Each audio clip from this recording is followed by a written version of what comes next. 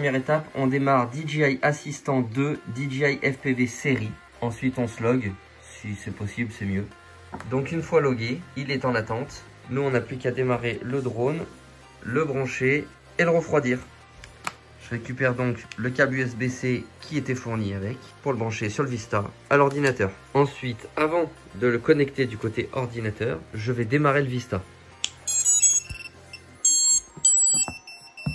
Hop là, batterie branchée et j'envoie un flux d'air dessus.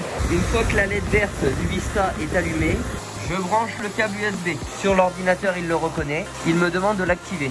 Je veux bien l'activer sur ce compte. Ça, c'est un questionnaire. Je ne veux pas y participer aujourd'hui. Je n'ai pas le temps. Ensuite, il me dit qu'il y a une nouvelle mise à jour. Et là, il fait la mise à jour. Ensuite, c'est terminé. Je fais back. Là, je suis bien à la dernière version.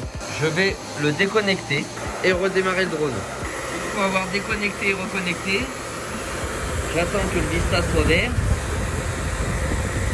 Voilà. Pour reconnecter le port USB. Je n'ai plus besoin de DJI Assistant. En revanche, il vient d'apparaître comme une clé USB. Petite astuce, il faut vraiment que le logiciel DJI FPV soit éteint pour pouvoir garder l'espace de stockage du Vista. Dessus, il est vide. On va y mettre le fameux fichier NACO.txt pour le débrider. Je démarre un éditeur de texte. Je crée un fichier qui s'appelle NACO.txt dans lequel je mets le chiffre 1 et j'enregistre.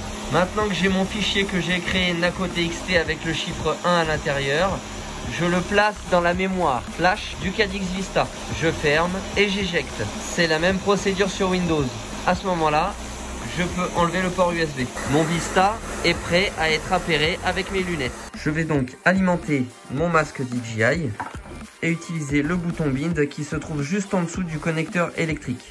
Pour cela, je vais appuyer avec un critérium par exemple.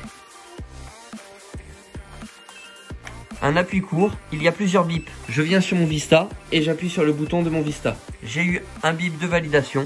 J'ai bien mon image. Pour ce qui est des réglages, le filmer à l'intérieur du masque c'est compliqué et le DVR n'enregistre pas les menus et autres. Donc je vais juste vous expliquer ce que j'ai fait. Je suis allé dans Setting, Caméra et là j'ai changé 4 tiers en 16/9. Ensuite je suis allé dans Display et j'ai vérifié que Custom OSD était allumé. J'ai basculé dans Transmission le Vista en 50 mégabits par seconde et je suis également allé voir qu'il était bien en 700 mW pour faire un test grande portée à la main, pas en vol. C'est juste pour voir si le Vista est en bon état. Ensuite je rebascule en 25 mW pour faire mes vols classiques.